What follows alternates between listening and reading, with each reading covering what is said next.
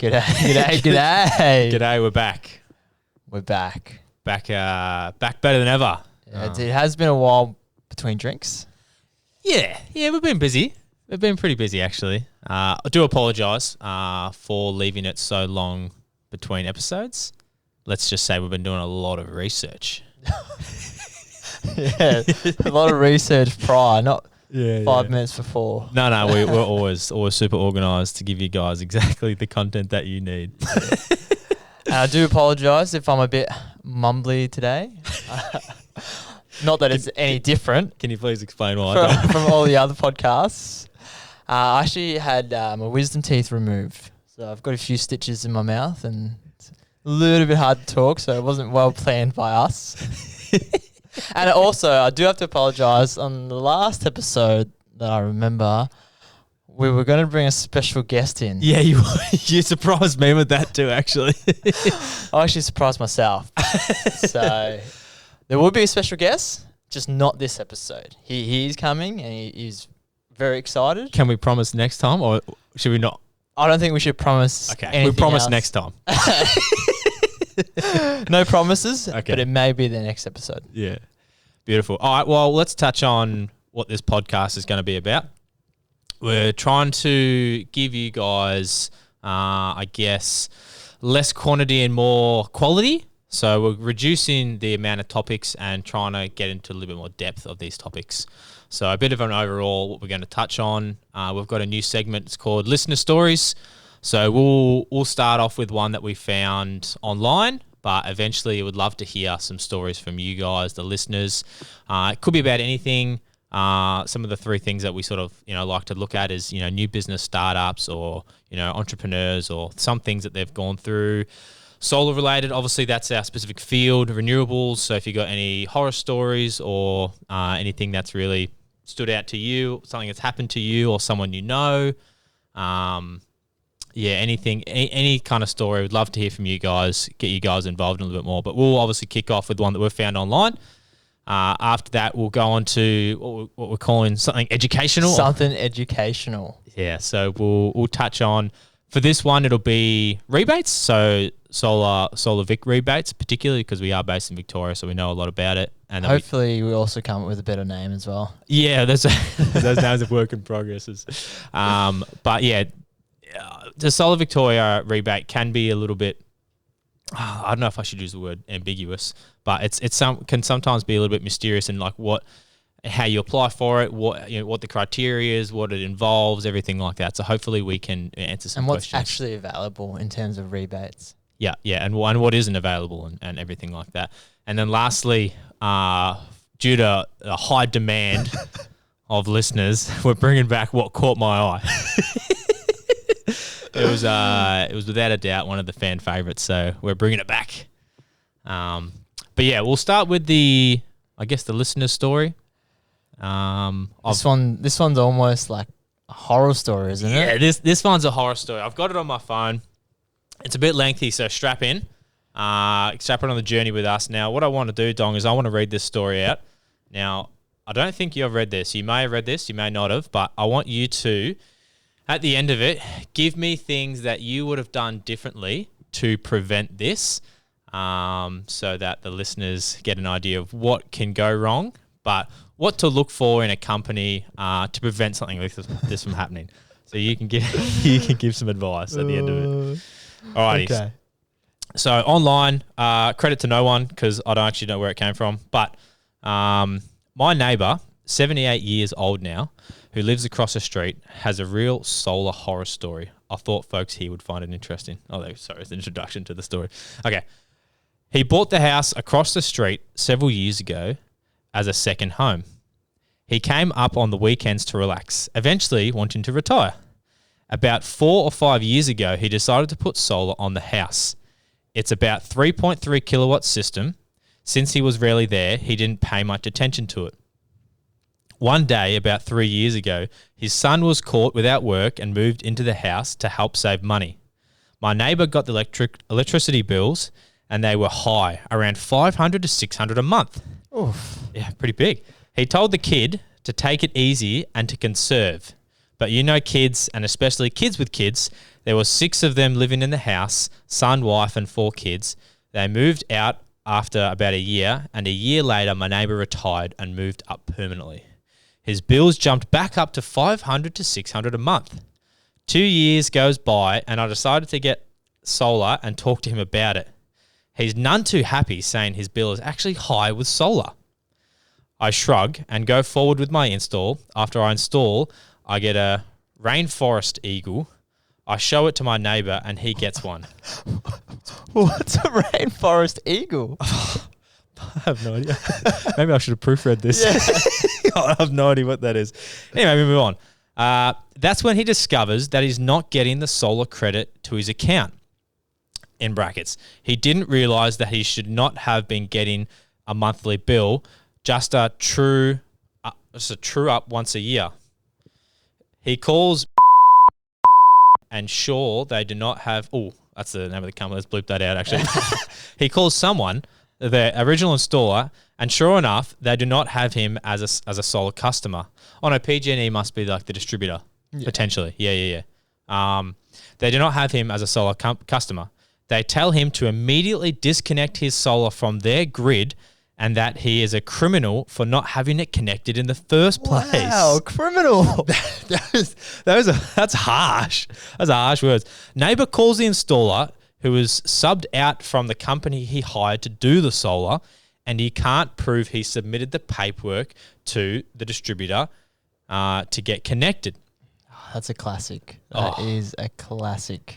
He said it was the company he bought the system from and not him, the contractor, subbing the labor. Okay, so he's got in touch with the installer, but not the company that sold him the system. So the retailer, Yeah. So there's two bits going on there.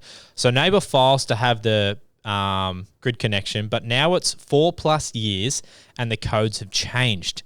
His plan is to not up his house is not up to standards. This installer contractor calls the distributor, and over the phone they get it worked out, and 2 days later he gets PTO. So I believe, PTO is a good connection. So pretty much the installers really helped him out here. Permission to operate? Checks out. I can't be wrong.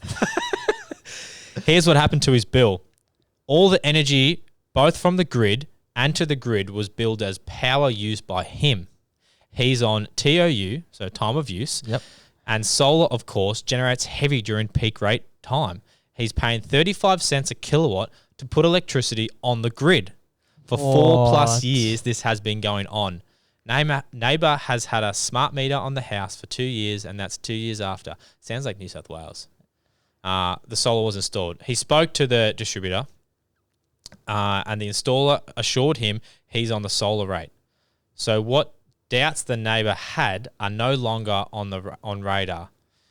The company refuses to make the adjustment to his bill, although they do admit they can determine exactly how much power he would have been saving and banking. It totaled to be over $6,000. Pretty much tells him to suck eggs. They aren't going to comp with him with energy or repay the overcharge he had for pushing watts to their grid.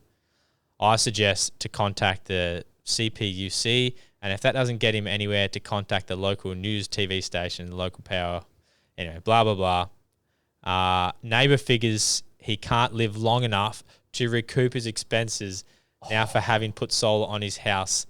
By the way, he paid somewhat more than $30,000 for this solar all those years ago, and continues to make the repayments on top of a $500, $600 monthly bill for those years. Now he still has to pay the loan, but at least now he's offsetting it with his solar. Oh, wow, that is a horrific solar. That is one of the worst cases I've ever seen. That has so many moving parts and failed components. Oh my goodness! All right, so after hearing that, Dong, what would you do? Let's just break it down from the start. So one, it was a holiday house. Yep. So I doubt he would have even been there for the installation. Mm-hmm. It sounds like you are right. It sounds like it's from New South Wales. Yep. So holiday house without his son and son's family moving in, so he wouldn't have known all those things. Mm-hmm, mm-hmm. So unless the company, the retailer or installer have connected the system online so that he can monitor it. So there's an educational breakdown there. Yep. So, they haven't provided him the policies and procedures for aftercare. This is how to read your systems. Yep. There's no customer success team, so there's no a schedule of a check-in, say, hey, this is what's happening. What are your bills like? Is it as expected from what we discussed, or what was outlined in the proposal? And then, then the son moves in. Yep. With his family, and they sort of brush it off as he's using too much power. Well, I mean, there was 6 of them in there, so it'd be easy to assume something like that. So that's how that's probably gone along for so long. And then he moves in. The part I don't get is, how could he be charged 35 cents to feed to the grid? Like, I'm not all over that part doesn't really stack up to me. Is it something to do with the fact that if he's in New South Wales and he only had a net meter for 2 years, previously he had an analog meter? Is it something to do with that? Because I know that... But analog's meter should wind the other way. Wind the other way, yeah. So unless it was reading, feed in, feed out as a kilowatt unit, and he was just being charged per kilowatt unit. Yeah. That was bi-directional, going each way. It doesn't matter which way it went. He was just getting charged for it. That could have been what it was. So it's a breakdown in the grid connection application, so the pre-approval process, and the post-approval application and connection.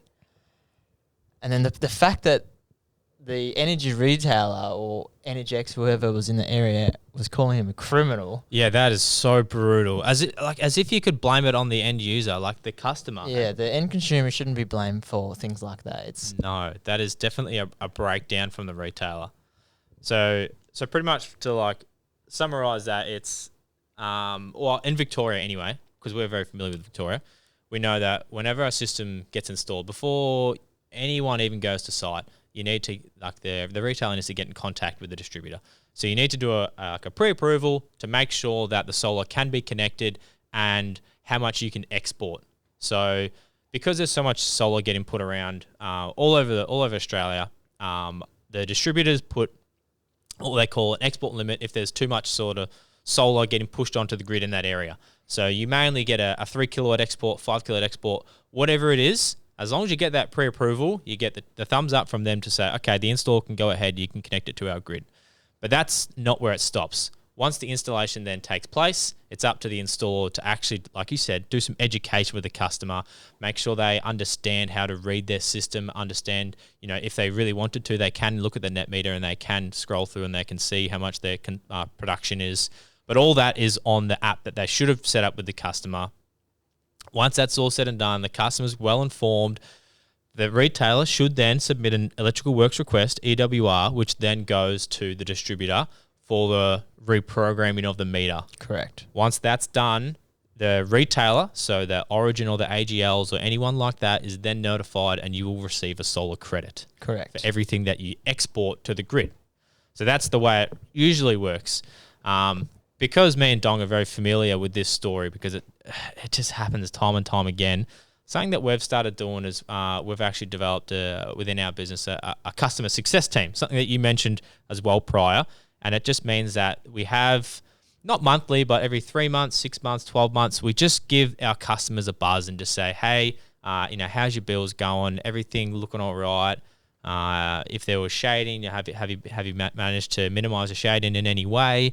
Are you doing what we spoke about in terms of utilizing the power during the day, or talking about, the education that we've given you along the way, just making sure everything's all good.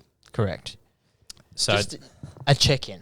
Check-in, making sure that the system's performing. You're also, like you said, utilizing the energy and how we've taught you, because sometimes people get complacent. They do. Life gets busy and you just forget. And one of the biggest things we've noticed in retailers is, I don't really want to put this out there, but they'll just sell you and then they're gone. And we've noticed that within our industry. So we wanted to make like a bit of a change in that and make sure that the customers, actually feel like they've been looked after and they've got somewhere to go to. And I know there's a lot of great companies that also do something like this. So not saying that we're the pioneers or we're the only ones. But there are a lot of bad companies. There are a lot of bad companies that will just sell you something. Doesn't matter what it is, probably heavily overpriced for what it is, and then they will just leave you. Yeah, so that pretty much wraps up our horror story. That is a shonker. That's pretty bad. But I guess we're going to move on to the next one, which is something educational. Yes. So rebates. So recently, after getting some feedback from my customers, they've all said similar things, like they weren't aware of how much or how many different rebates are available for solar, especially in Victoria. Yep, there are a few. I believe Victoria is one of the more affordable and feasible places to get solar. So let's break down the rebates, what's available, the criteria for those rebates, and whether or not different households are eligible. Yep, of course. Lay it on me. So there are, I guess in Victoria, let's focus on Victoria. There are sort of two main types of rebates and interest-free loans. Yep. And don't get them mixed up. Rebate is a hard rebate, a discount. Interest-free loan is something you have to pay off. Yep. So the main one, so there's a national federal level rebate called STCs. So it's a what is it? Okay. What does it small scale technology certificates. Okay, good. So an STC value and amount will be determined by how much PV, how much solar you install on your roof. So like say a 6.6 kilowatt versus a 10 kilowatt versus a 15 versus a 50, 100 kilowatts. Yeah, it's how much energy your solar system is going to produce for a certain amount of time. Correct. So every year that actually goes down because it was an initiative created. Oh gosh, I don't actually know what year it was created in, but ever since when it was created, every year it would go down. I think we're up to 8 years. Is it 8 years left? Yeah, it ends at 2030, so 6 years left. 6 years left. Okay. So yes, STCs one. Everyone's entitled to that, no matter. Yep, that's a federal thing. Yep, no criteria is nothing. The second one in Victoria is the Solar Vic rebate, so the PV rebate. Yep. And that is a $1,400 rebate, discount off the total price of the system. Yep. And then there is a Solar Vic PV interest-free loan. Yep. That is a $1,400, sorry. Interest-free loan. So this one, it is a deduction of the final costs, but you do have to pay back, I believe it's $30 a month. Yeah, now, it's almost exactly that. I think it's like 29, $29, $30 a month. Now, the difference between a government incentive interest-free loan and, other interest-free loans that quote unquote other retailers may quote is that the government interest-free loan doesn't have the interest loaded into the repayments. Yeah, and that's something that you'll definitely come across. There's a lot of companies out there with $0 upfront, all interest free, and it's like Dong said. What they do is they don't pass the interest onto you.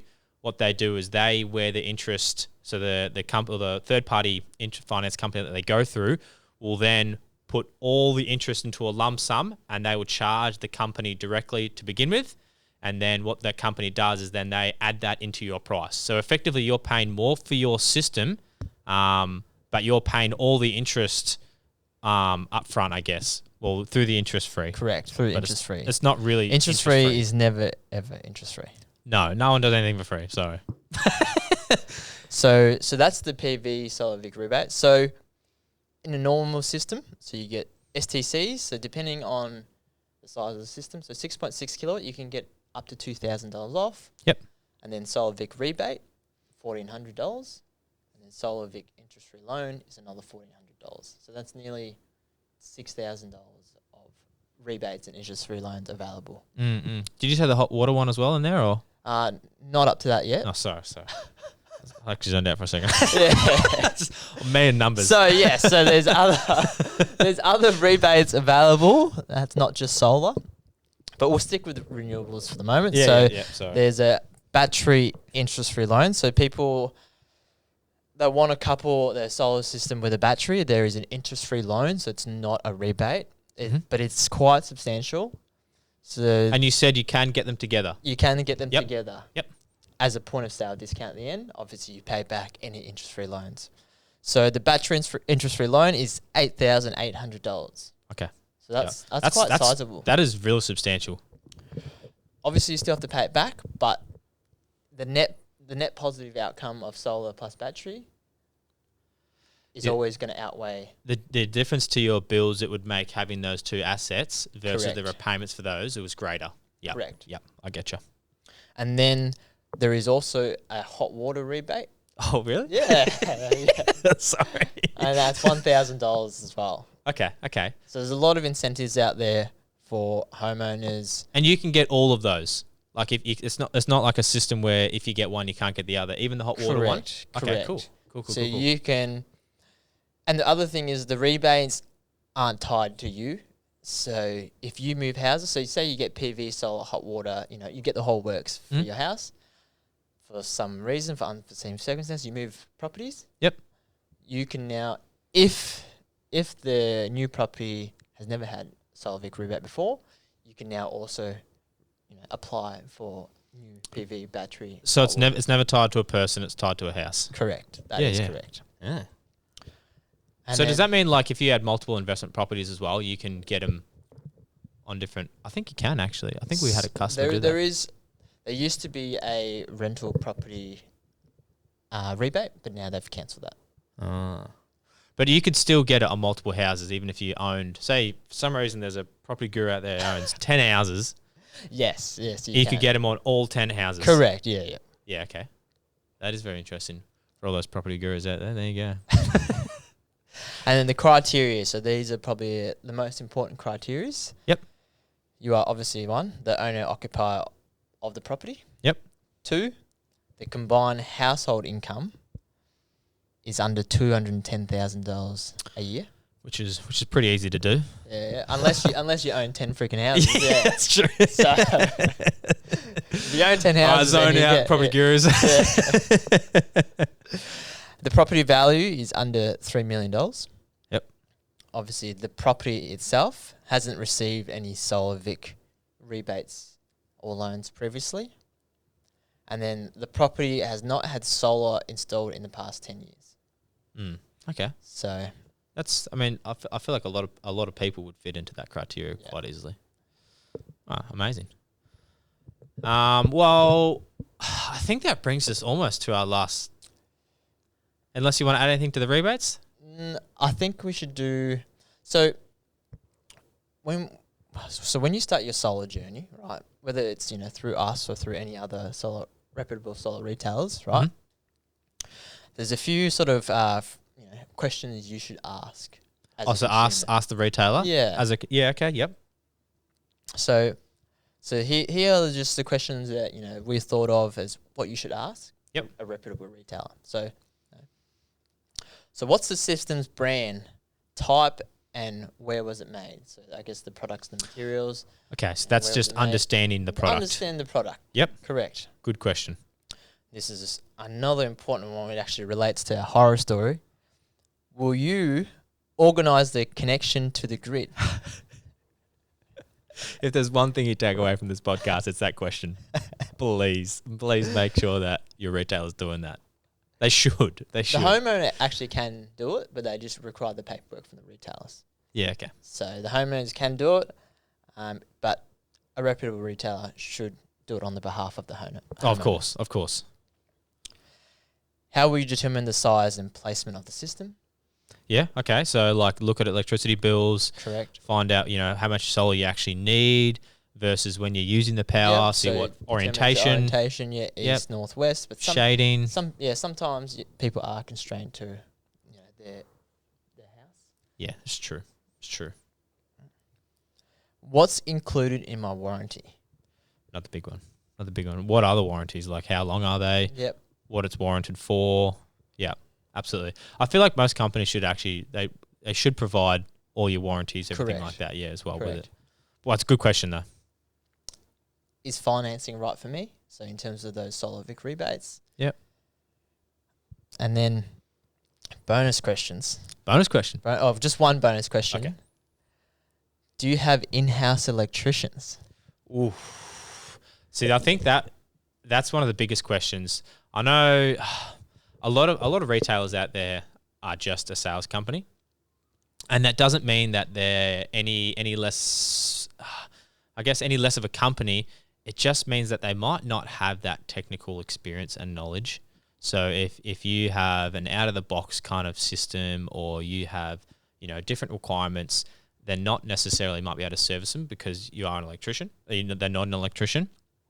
It also means that you will then, like relating back to the horror story again, is they've gone to a sales company, and that sales company has gone to an installer who subcontracts to the sales company. So there's already that kind of disconnect where no one wants to take responsibility for your install that happens.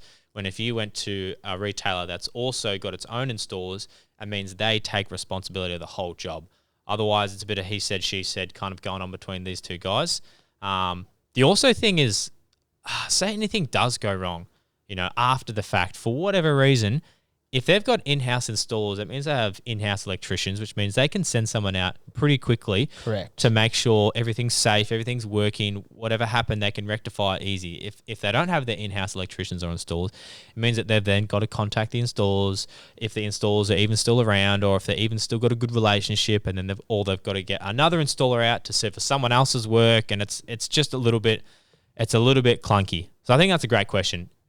If I was an end user, I would always try to use a company with in-house installers, just because they just have more responsibility on the jobs, and you'd be able to service it a lot easier. In terms of aftercare, it's just seamless. Yep, for sure. Let's take a quick intermission, and then we'll come back with our last topic. Yeah, a fan favourite. The last, certainly not least. Are you tired of listening to amazing content that blows your mind? Then listen to Limitless, the Off Limits podcast. Everything you need now. Follow us on our socials, Facebook, Instagram. All our podcasts are uploaded live on YouTube and Spotify, and you'll find us on LinkedIn. If you don't listen...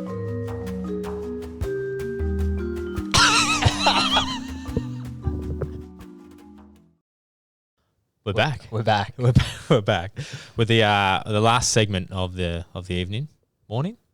Still in the morning, whatever time you listen to. Anyway, what caught my eye? Very exciting. I'll go first. I know you got a good one, Dong. So what I wanted to touch on is a bit more related to our industry, more specifically solar electricians. So something that's happening right now is the CEC, so the Clean Energy Council, which everyone may be aware of who they are, what they do.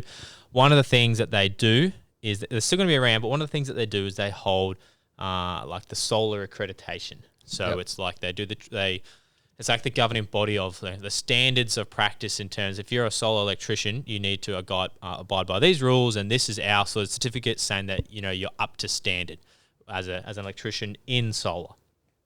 So they've announced a little while ago that they are not going to renew that, and that someone else is going to take their place. It is just probably a couple of weeks ago been announced that Solar Accreditation Australia, so SAA, will be taking over, and in fact they have just taken over. So all solar electricians out there that currently hold a CEC accreditation, please go onto the SAA website and transfer your accreditation over to the SAA one, because the CEC one won't be valid for very much longer. I'm pretty sure it's actually closing end of May or something like that. So there is a time frame on it. They will still be doing the CPD points, so we still need to upkeep our training.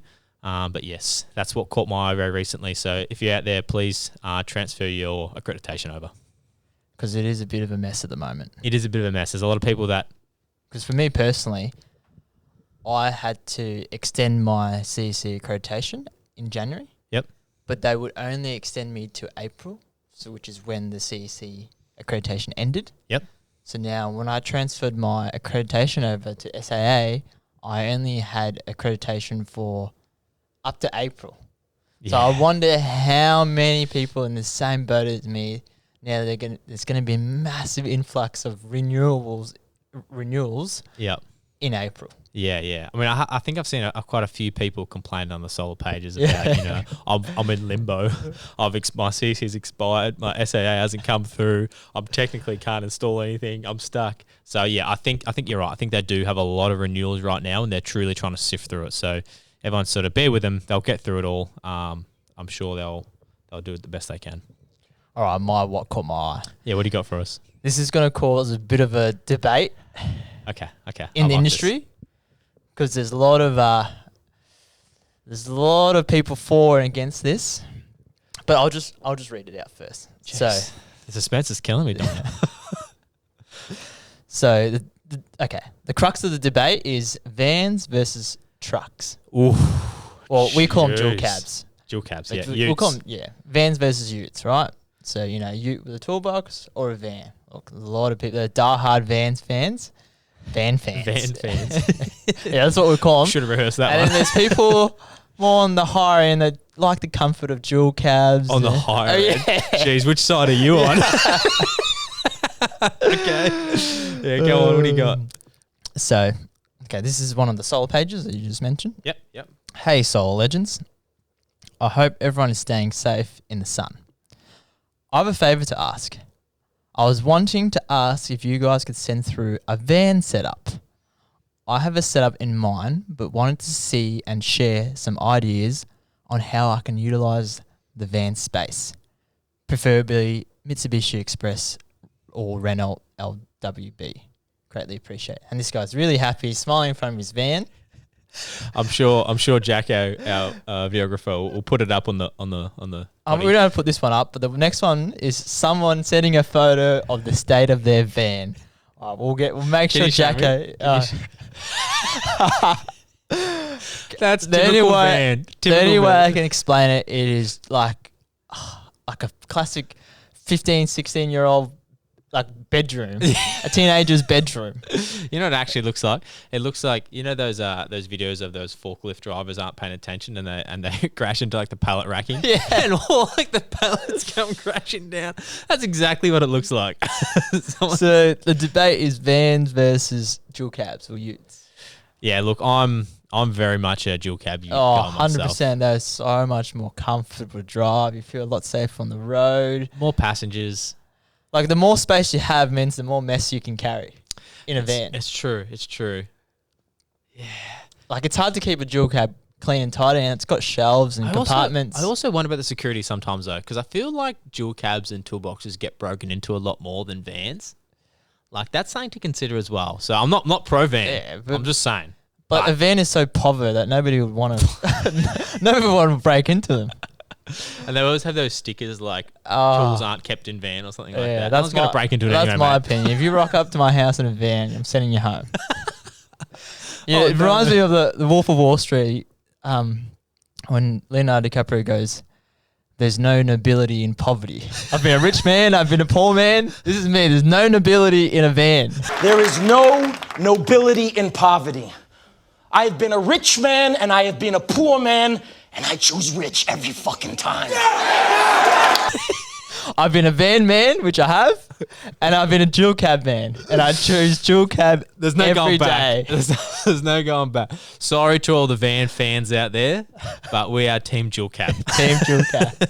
Get out. Well, that pretty much wraps us up for this this episode 3 potty. Feel free to any van lovers out there. Yeah, please post. How about you change our mind? How about you post? Give us some ideal van layouts. I want to see just pristine what it looks like, and then show me after a week. Be honest. I want to see. But yeah, that wraps it up. Thank you so much for listening. Appreciate all the subscribers out there, all tens of thousands, I'm sure, all around the world. All 10. Yeah, all 10 in Mexico. But yeah, appreciate it, and we'll catch you on the next one. See you guys. See ya. Bye.